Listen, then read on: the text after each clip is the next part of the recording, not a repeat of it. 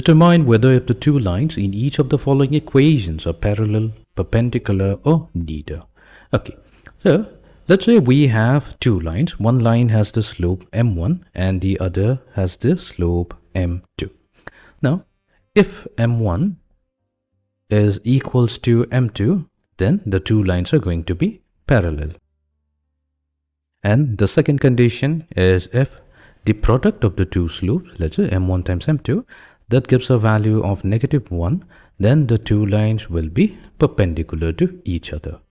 And if none of them are followed, if neither one or condition number 1 nor condition number 2 is followed, then we can say that these two lines are neither parallel nor perpendicular to each other.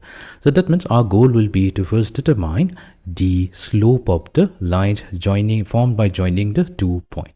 So let's go through the formula for finding out the slope of a line when the coordinates of the endpoints of the line are provided to us. So here we have 2 points, point A and point B. Coordinates of A and B are given to us.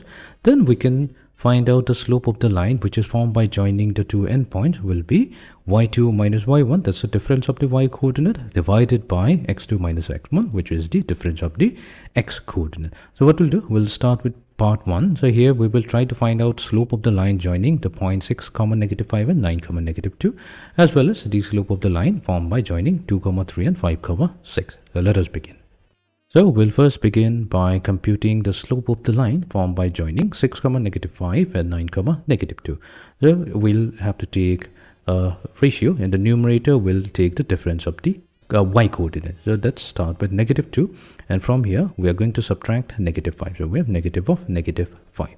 Then in the denominator we will take the difference of the y coordinate since we started with this particular point. So we'll start with 9, and from it we're going to subtract 6. Let's compute the value. So we get -2 plus 5 divided by 9 minus 6, that's going to be +3. So 5 minus 2, that's also 3. We have 3 divided by 3, so that's equals to 1. Okay, let's compute the slope of the line formed by joining these 2 points. So here we will take the difference of the y coordinate in the numerator. We have 6 minus 3. And in the denominator, we have 5 minus 2. So 6 minus 3, that's 3. 5 minus 2, that's 3. So we have 1.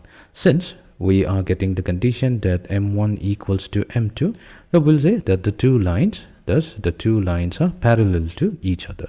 Okay, let's go to the next problem. So we'll first compute the slope of the line formed by joining the points 8, -3 and 3, -5. So we'll take the difference of the y coordinate. So we have -5 minus -3 divided by 3 minus 8. So we get -5 plus 3 divided by 3 minus 8. So that's going to be -5. Which will be, now in the numerator we have -2 and in the denominator we have -5. So that means we get a slope of +2/5. Now let's obtain the slope of the line formed by joining the other 2 points. So here we have the difference of the y coordinates, 5 minus 1 in the numerator, and then in the denominator we have 9 minus -1. So this will be equals to 5 minus 1, that's 4. And in the denominator, we have 9 minus -1 means 9 plus 1. So that's simply 10. So this will be equals to 2/5. Now clearly, we observe that the values of the two slopes are equal. So m1 is equals to m2 and both they have the value +2/5. So this implies that the two lines are going to be parallel to each other. Okay, now let's go to the third part.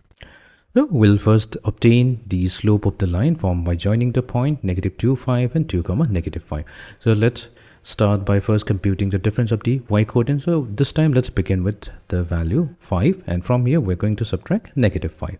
Now since we started out with this particular point, so we'll have to consider x2 to be -2, and from here we're going to subtract x1, which is going to be 2. So we have -2 minus 2. That gives us the value 5 plus 5 divided by -4, or simply 10/-4. Simplifying this, we're going to get the result -5/2. Okay, let's compute the slope of the line m2 formed by joining 1, 1 and 6, 3. So here we have 1 minus 3 divided by 1 minus 6. So 1 minus 3, that's going to be -2, divided by 1 minus 6, so that's going to be -5, which means we get the value 2/5. Let's do one thing. Multiply m1 with m2. So that's going to give us -5/2 times 2 over 5, which gives us a value negative 1. Now, since we are getting that m1 times m2 equals to negative 1, this implies that the two lines formed by joining those points are perpendicular to each other. Fine. Let's go to the fourth problem. So we begin by computing the slope of the line formed by joining the point negative 5, 3 and 8, 2. So in the numerator, we take the difference of the y coordinate 3 minus 2, and in the denominator, we take the difference of the y coordinate. So that's negative 5 minus 8. So 3 minus 2, that's going to be 1. Negative 5, negative 8, that's negative 13. So that means our slope comes out to be negative 1 over 13. Now let's compute the slope of the other line m2, which is formed by joining the points 16, 6 and 3, 15. So we'll first obtain the difference of the y coordinate in the numerator. We have 15 minus 6. This will be divided by the difference of the x coordinate. So that will be 3 minus 16.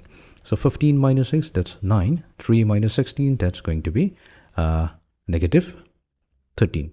So here we get negative 9 over 13.